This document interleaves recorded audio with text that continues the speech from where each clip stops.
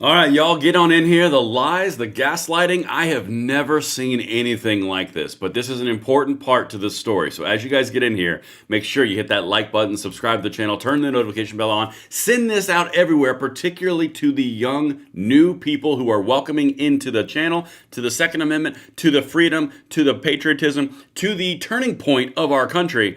Guys, this is really important for you all to know. We have chronologically basically charted what the left has been doing in the fallout of the Charlie Kirk assassination. We've now gone into full out obscure lying. This one you're going to want to see. Like I said, everything is linked in the description box below per usual. As you get in here, let me see some emojis, some chats. All that engagement helps fuel the entire algorithm. And thank you guys so much for doing that. And hopefully today the camera that we are on is not going to have an aneurysm because it's been doing that. All right.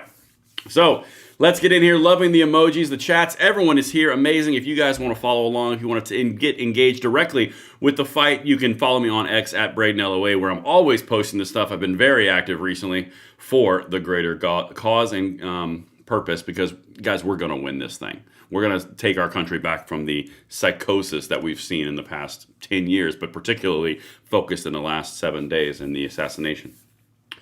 Reagan, super chat for $5. Thank you very much, Reagan. All right, guys, let's get into this.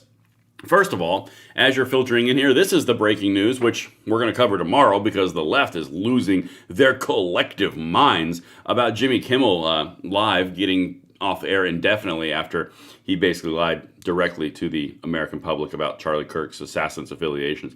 Again, all of this is tied together, but this is just the first piece of it. I'm going to show all of it to you right now as you guys get in here. Make sure you said hey and like it as we go. All right. This is the big narrative. I'm going to go big for you, and hopefully my camera doesn't do that stupid thing it does. Here's the underlying point that you have to understand. This is why we are engaging with the far left. This is why we're going to save our country and take it back from them. Okay?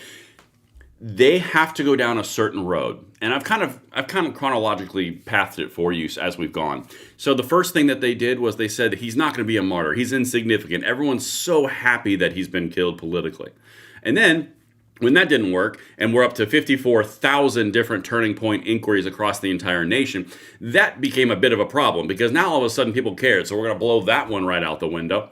Then the next one came about, and it was, well, have we really thought about how, concerned and close the shooter was to MAGA? After all, it's probably a conservative because they touch guns and they like freedom and they believe in that Second Amendment. So it's probably them. More coming on that, by the way. Good God, there's so much stuff.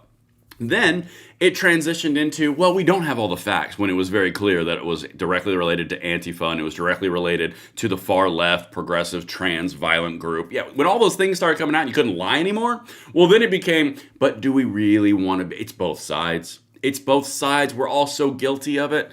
And then the polling came out that said 56% want Donald Trump dead on the liberal side. And then it was like, okay, now we just have to lie to you. And that's where we are right now. Rewrite history, rewrite everything, gaslight all of you.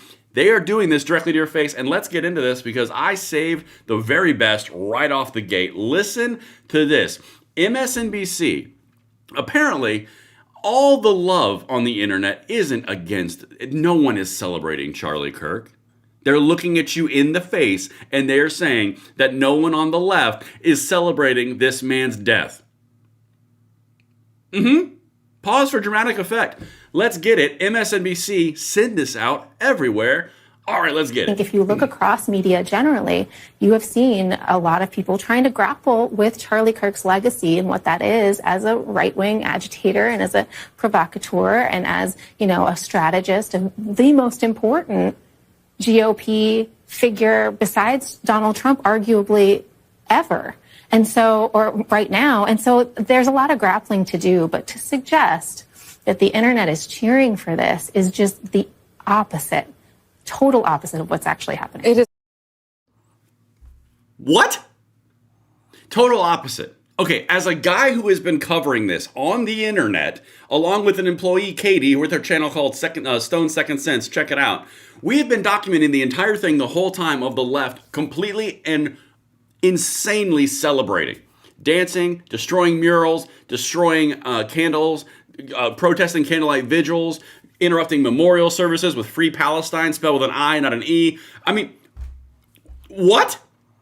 Collectively, in the last week, we've had those videos showing those things with over millions of views. It's not even a question. But what they're going to do is they're going to look straight at your face and go, oh my God, the idea of what you are seeing with your eyes and your ears is just, it's just simply not happening. Leftist standard MSNBC talking point, NBC talking points 101. When you're out of all your bull crap, you just lie to people, because that is exactly what that is. Let me hear you in the comments and the emojis. And if you're just now getting in here, hit that like button, subscribe to the channel, turn the notification bell on, because we are now going into ABC, where they are trying to whitewash and completely soften this assassin's character, just like they did with Luigi Mangione, who killed the CEO in New York. Guys, there's a pattern of this. All right. Listen to how touching and loving the assassin is, according to ABC. Again, this is all part of a pattern. Send this stuff out. Let's get it. We have seen an alleged murder with such specific text messages about the alleged murder weapon, where it was hidden, how it was placed, what was on it, but also it was very touching in a way that I think many of us didn't expect. A very intimate portrait into this relationship between the suspect's roommate and the suspect himself, with him repeatedly calling his roommate, who is transitioning, calling him my love, and I want to protect you, my love. So it was this duality of someone who the attorney said not only jeopardized the life of Charlie Kirk and the crowd, but was doing it in front of children, which is one of the... Okay, I wanted to play the whole clip, but I can't get through this one part. One of the most asinine things that people on the left do, the people who consider themselves the higher intelligence and the higher crust of the United States, you know, basically liberals on TV, they do this thing where they use these really these extreme and unique concepts, and oh my God, the extreme duality of the concept of one person housing all this hatred and violence, but also all this love and emotion and this tenderness. No, Dillhole. This guy is literally a psychopathic, cold-blooded killer who committed political assassination for a political reason affiliated to the far left, driven by years of extreme rhetoric pushed by the Democrats on every single platform. There is no touching and loving bullshit. It is literally a cold, calculated murderer who shot a guy talking on a college campus in front of his wife and children and 2,000 other young children and kids. But don't worry, guys. There's so much touching and loving and tenderness in this inclusive duality of personality traits. Spare me. This is the kind of crap that just doesn't fly anymore. The duality. Man, I got some duality for you. Get over here. All right, let's go to the next one. I'm getting all spicy. I got to move on. All right, now this next one. Whew, I feel good about that. I hope you guys enjoyed that little spaz. All right, Montel Williams on CNN. You can't expect anything else from CNN. All right, here's how we're going to go down even more the same road of the duality and the love and the defense, and this is such a special, caring individual who shot a guy in the neck.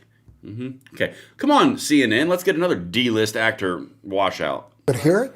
I think he also, I don't believe he was motivated politically. I think this was motivated emotionally. Oh, tell me so much more, Montel. Tell me more about how it wasn't motivated politically when literally the cartridges in the frickin' firearm said anti-fascist propaganda. Reference to literal anti-fascist culture and songs that identify with anti-fascist or Antifa rhetoric. Yes, it wasn't political, it was emotional. Guys, they will piss on your face and they will tell you it's raining. All right, let's keep on going. I'm just getting spicy.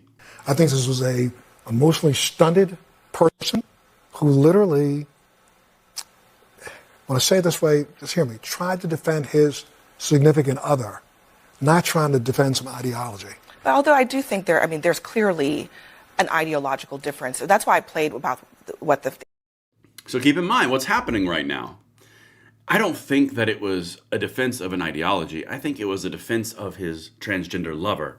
So again, out of love and out of defense, because the mean old MAGA and the mean old 2A constituency and the mean old patriots are being so mean to the transgenders that he had to rise up and speak against the power in the man and shoot a guy who was defensively talking on a microphone on a stage. It's out of love and it's out of defense.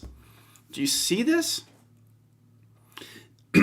They literally went down the road of it won't matter. Then they went down the road of, oh, it's everyone else's fault. Then they went down the road of, it's not what you think it is. Then they went to the, well, let's just wait for the facts. Then they went to, it's everyone's fault. And now that all of that has been blown out the freaking window, now it's, well, it was an act of love and defense of a disproportionately affected and ostracized group. Oh, this is why they're irrelevant. This is why we're going to pour this freaking fuel on the fire of freedom, and we are just going to literally ostracize these people. Because this is so asinine, it's stupid. And you just can't say anything else. Let's let him finish. I got to give it fair. They said about the family. I mean, the ideological difference that he was reacting to wasn't just Charlie Kirk. It was also maybe his dad. I mean, his father was, according to him, MAGA. So that conflict was there, clearly. But this is a young man who's dating a person in transition.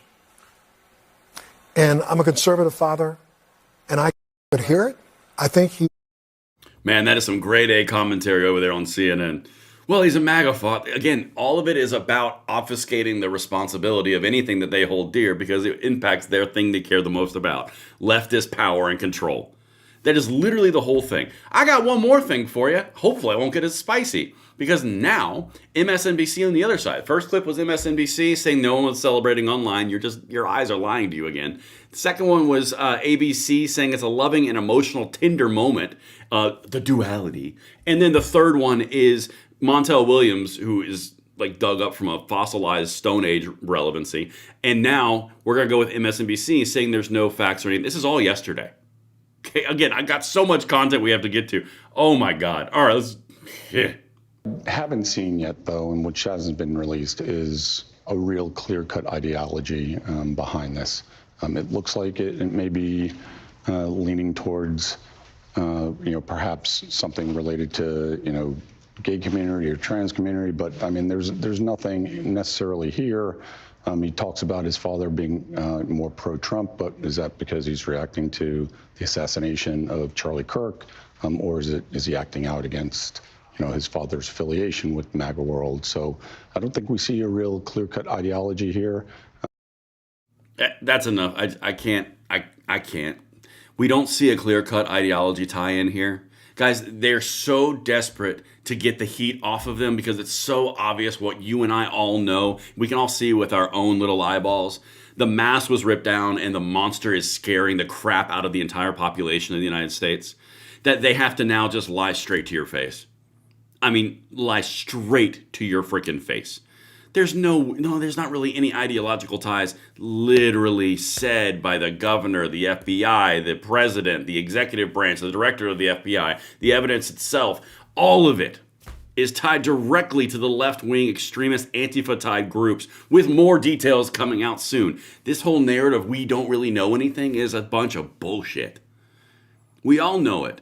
That's why they're reacting this way. And that's why I'm telling you all these things that are happening. I am documenting the entire thing for y'all because they are on the back foot to the degree they haven't been in decades. Because they know. But don't worry. All the lefties are back out there today talking still the same thing. Fascist, diplomacy, democracy threat. All of it's happening the exact same. And that's because they are addicted to the idea and they are algorithmically obligated to continue or they will no longer be relevant. It exposes a very big problem in the left. But we are going to talk all about that tomorrow. And make sure you guys are hitting that like button, subscribe to the channel, turn the notification bell on. I will see each of you tomorrow. I love each and every one of you just the right amount that makes you feel comfortable. Stay safe out there. Head on a swivel. Talk to you on the next one.